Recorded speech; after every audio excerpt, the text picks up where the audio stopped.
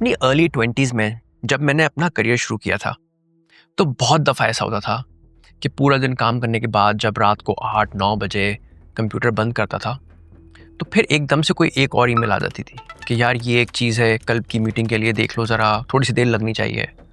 और फिर दोबारा लैपटॉप खुलता था और फिर 3 घंटे और निकल जाते थे, कभी पता नहीं चलता था कि 12 कब बजे, 1 कब बज गया।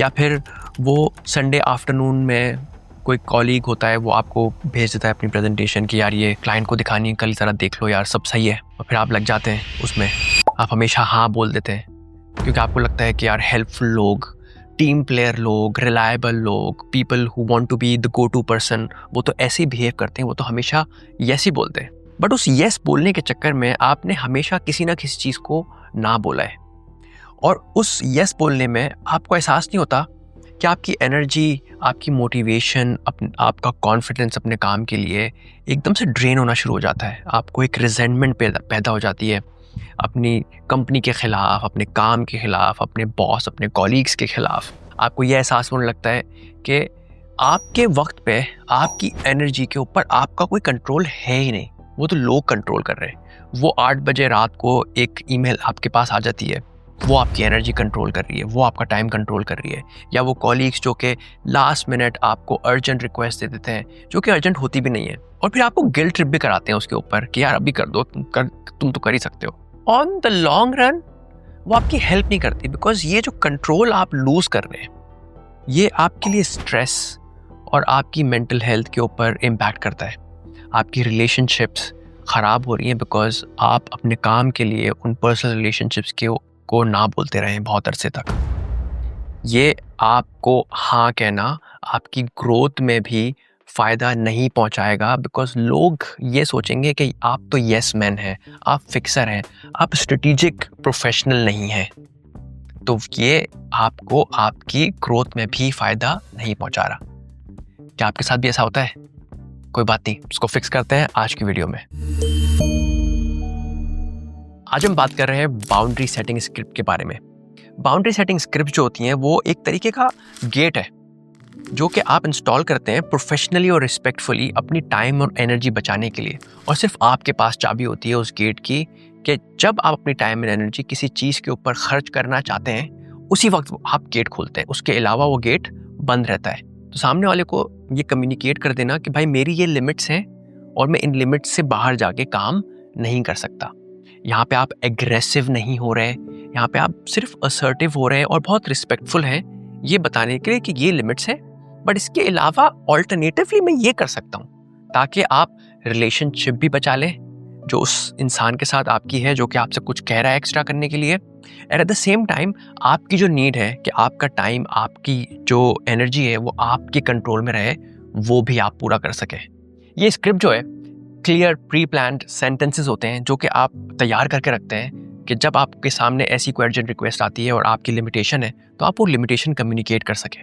और इस स्क्रिप्ट को बनाने के लिए हम यूज़ करेंगे ब्रेव का फॉर्मूला, BRAVE। बी से ब्रीफ। बहुत सारी दफ़ा जब आपको कोई काम कहता है तो आप एक लंबी सी एक्सप्लेनेशन देना शुरू कर देते हैं, जस्टिफाई करना शुरू कर देते हैं खुद को कि मैं ये काम क्यों नहीं कर सकता, मेरे ऊपर तो बहुत लोड है। ब्रीफ के फॉर्मूला में you have to be brief, you don't over explain, you don't justify, keep it brief. Because जब भी आप ओवर एक्सप्लेन करते हैं या अपने आप को जस्टिफाई करना शुरू करते हैं बहुत सारी लॉन्ग सेंटेंसेस में, तो सामने वाला भी आगे से कुछ कहता है, फिर आप कुछ और कहते हैं, फिर वो कुछ और कहता है, फिर आप कुछ और कहते हैं, तो वो बात डिबेट में बन जाती है। इसलिए you have to keep it brief. R से रिस्पेक्टफुल। हाँ, आपके पास गुंजाइश नहीं है, आपके पास टाइम और एनर्जी नहीं है उनको देने के लिए, at the same time you still want to be respectful to them and to yourself. A से असर्टिव। यहाँ पे जब आप कोई बात कह रहे हो तो कंफ्यूज ना हो, be clear, be direct and be confident कि आपको जो बात कहनी है अपने आप को माने कि हाँ मैं सही बात कह रहा हूँ। V is for validating. यहाँ पे सामने वाले को ये एहसास दिलाना कि यार मैं एक्नॉलेज कर रहा हूँ, मैं मान रहा हूँ कि तुम्हारा काम ज़रूरी है, बट ये मानना कि उसका काम ज़रूरी है इसका मकसद बिल्कुल ये नहीं है कि आप वो काम करेंगे। तो आप अग्री नहीं कर रहे, आप सिर्फ वैलिडेट कर रहे हैं, उनको ये एहसास दिला रहे हैं कि हाँ मैं मानता हूँ आपका काम ज़रूरी है। And then E is for empowering. Empowering में यहाँ पे अगर आप उनको काम, वो वक्त और वो एनर्जी नहीं दे सकते, उनका काम नहीं कर सकते, तो यू गिव देम ऑल्टरनेटिव कि मैं इसके बजाय और क्या कर सकता हूँ, मैं आपकी कहाँ मदद कर सकता हूँ। सो आप जो कंट्रीब्यूट करना चाहते हैं, जो सपोर्ट कर सकते हैं, उसका कमिटमेंट करते हैं एम्पावरिंग में कि मैं आपकी कहाँ मदद कर सकता हूँ। ये जो आप काम कह रहे हैं शायद ये नहीं कर सकता, बट कुछ और कर सकता हूँ। सो इस तरह से हम ये फ्रेमवर्क यूज करेंगे और हम आपके लिए बनाएंगे आपकी स्क्रिप्ट।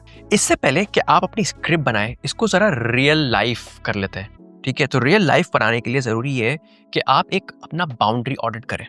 बाउंड्री ऑडिट में आपने करना ये, एक कोई कागज पेंसिल लें और उसमें 2 कॉलम्स बना लें। एक में कॉलम में हेडिंग डालें एनर्जी ड्रेनर्स और दूसरे में डालें energy protectors. So energy drainers वो चीज़ें होती हैं जिनसे आपको लगता है कि इनके काम के होने से, इन इंटरेक्शन से, इन कामों से, इन रिलेशनशिप से आप कॉन्स्टेंटली डिप्लीटेड फील करते हैं, कॉन्स्टेंटली बर्न आउट फील करते हैं। आपको लगता है कि आपका टाइम और एफर्ट जो है, एनर्जी जो है, सही जगहों पे नहीं जा रही और आप ऑफ ट्रैक हैं। फॉर एग्जांपल फ्राइडे आफ्टरनून को, लेट आफ्टरनून को एक ऐसा काम आ जाता है जो कि नॉन अर्जेंट है, आपको पता है कि वो नॉन अर्जेंट है, बट आपके कॉलीग्स ने उसको अर्जेंट का लेबल लगा के आपको चिपका दिया। या वो प्रोजेक्ट टीम्स जो कि बेवजह बेमतलब आपको अपनी प्रोजेक्ट टीम्स में ऐड कर लेती हैं जस्ट बिकॉज आपके पास स्क्रम सर्टिफिकेशन है और वो स्क्रम इस्तेमाल भी नहीं कर रहे, बट उनको प्रोजेक्ट मैनेज करने के लिए किसी को चाहिए। तो these are your energy drainers. So think about yourself कि आपके कौन से एनर्जी ड्रेनर्स हैं।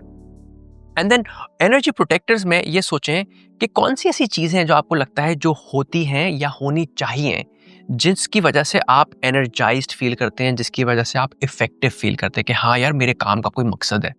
फॉर एग्जाम्पल फॉर मी, मुझे लगता है कि सुबह 7 बजे से सुबह 9 बजे तक बहुत ही फोकस टाइम होना चाहिए। ये वक्त किसी को नहीं देना मुझे सिर्फ अपने पास रखना है। या शाम 7 बजे के बाद कोई वर्क कम्युनिकेशन नहीं होनी चाहिए। या आप कहते हैं कि यार वीकेंड में से कम कोई एक दिन, दोनों ना भी मिले तो एक दिन ऐसा हो जहाँ पे मैं गिल्ट फ्री, बगैर ऑब्लिगेशन के, सुकून से अपनी पसंद का काम कर सकूं। तो जरा अपने एनर्जी ड्रेनर्स और एनर्जी प्रोटेक्टर्स पहले लिख लें and then will move forward. अब जरा अपनी एनर्जी ड्रेनर्स की लिस्ट देखें और कोई एक चीज़ चूज करें जो कि आपको लगता है कि आपके लिए बहुत ज़रूरी है एड्रेस करना, उसके बगैर आप अपना टाइम और एनर्जी सेव नहीं कर पाएंगे। पिक वन थिंग जो आपको लगता है बहुत बहुत ज़्यादा ज़रूरी है। इसी के ऊपर हम आपकी स्क्रिप्ट बनाएंगे। बाउंड्री सेटिंग स्क्रिप्ट का कोर फॉर्मूला 4 सेंटेंसेस है। Sentence number 1, I appreciate you coming to me with this task. Sentence number 2, given my current priorities और to honour my current priorities, I will not be able to do this in the time and scope. What I can do is the alternative. In 4 sentences को इस्तेमाल करके आप किसी भी situation में अपनी boundaries set कर सकते हैं। अब आपकी बारी। जो भी आपने अपना एनर्जी ट्रेनर चूज किया था इस एक्टिविटी के लिए, उसके लिए ज़रा इन 4 सेंटेंसेस को यूज़ करते हुए अपनी स्क्रिप्ट बना लें। अगर आप चाहें तो अपना एनर्जी ट्रेनर कमेंट्स में लिख सकते हैं और आपने उस एनर्जी ट्रेनर के लिए क्या स्क्रिप्ट बनाई वो भी सबके साथ शेयर कर लें, so that we learn as a community as well. इसकी एक आसान एग्जाम्पल ये हो सकती है कि लेट्स से आप प्रोजेक्ट ए पे ऊपर काम कर रहे हैं, ठीक है, और आपका पूरा वीक ब्लॉक्ड है प्रोजेक्ट ए के ऊपर, एंड लेट आफ्टरनून आपका बॉस आपको कहता है कि यार ये प्रोजेक्ट बी के ऊपर ये काम है, ये कर लो तुम आज आफ्टरनून। तो आपकी स्क्रिप्ट कुछ तरीके की हो सकती है। If you want the project A to get done, तो आप कुछ ये कह सकते हैं कि thank you for thinking about me for this task. Today, my afternoon is blocked for Project A because that's my priority for this week. To make sure that Project A and Project B get the same focus, can we reprioritize? Can I stop working on Project A this afternoon and focus on Project B? Or would you expect that I complete Project A and then get to Project B? What would work? So this how, इसमें आपने ना नहीं कहा, आपने strategic realignment की है।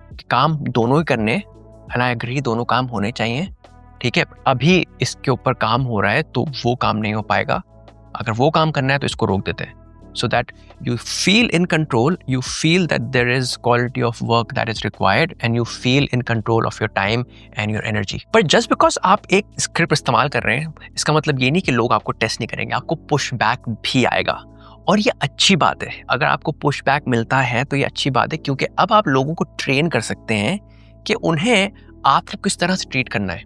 For example, आपका कोई कॉलीग है जिसको आपसे कंपनी के सिस्टम में कुछ करवाना है, ठीक है।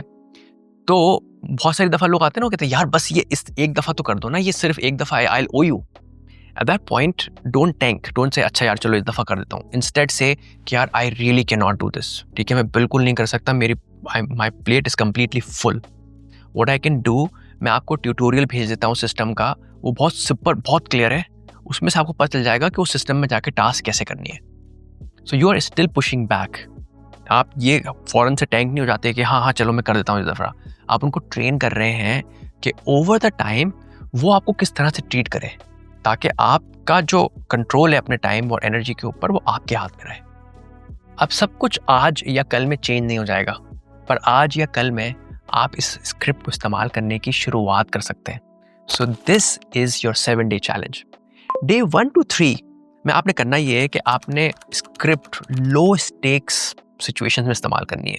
तो अपनी पर्सनल लाइफ में दोस्तों के साथ, फैमिली के साथ, वो जो व्हाट्सएप ग्रुप्स बन जाते हैं जो कि बेमकसद होते हैं, उनसे निकलने के लिए जहाँ भी आपको लगता है लो स्टेक सिचुएशन में आप स्क्रिप्ट की प्रैक्टिस कर सकते हैं, ज़रा उसकी स्क्रिप्ट की प्रैक्टिस करें।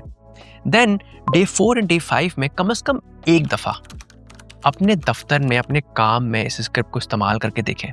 अगर आपको लगता है कि इन पर्सन इस स्क्रिप्ट को इस्तेमाल करना अपने कॉलीग्स के साथ, अपने मैनेजर के साथ थोड़ा सा ओवर पावरिंग हो रहा है, ओवरवेलमिंग हो रहा है आपके लिए, तो टेक्स्ट पे इस्तेमाल कर लें। टेक्स्ट पे कोई 2-3 लाइन्स के अंदर वो स्क्रिप्ट यूज़ कर लें। कोई रिक्वेस्ट आती है तो वहाँ पे यूज़ कर लें। देन डे 6 एंड 7 में ज़रा अपने साथ एक रिफ्लेक्शन करें कि 5 दिन जो आपने स्क्रिप्ट इस्तेमाल की, उन 5 दिन के बाद what do you think worked, what did not work, how did it feel, was it difficult, आपको डर लग रहा था, आप नर्वस हो रहे थे, बट उसका कोई रिजल्ट निकल के आया अच्छा। जब रिजल्ट निकल के आया then how did you feel to protect your time and energy. अपने आप को ये भी समझाएं कि आप स्क्रिप्ट यूज़ कर रहे हैं तो आप डिफ़िकल्ट नहीं हो रहे। आप सिर्फ लोगों को ये बताना चाह रहे हैं कि मुझे अपना काम बेहतर करने के लिए ये तरीका दरकार है, ना कि मेरे ऊपर बस काम आता रहे और मैं हर काम में अधूरा अधूरा काम कर सकूं। इससे बेहतर ये है कि मैं अपना टाइम और एनर्जी जो अभी प्रायोरिटी है उसके ऊपर लगाऊं before I come to something else. अगर आप इस तरह के और टूल जानना चाहते हैं तो सब्सक्राइब करना ना भूलें, इस उम्मीद के साथ कि आप बाउंड्री सेटिंग स्क्रिप्ट को अपनी ज़िंदगी में इस्तेमाल करेंगे और अपनी ज़िंदगी को बेहतर बनाएंगे। अपना ख्याल रखिएगा, फिर मिलते हैं इंशाल्लाह।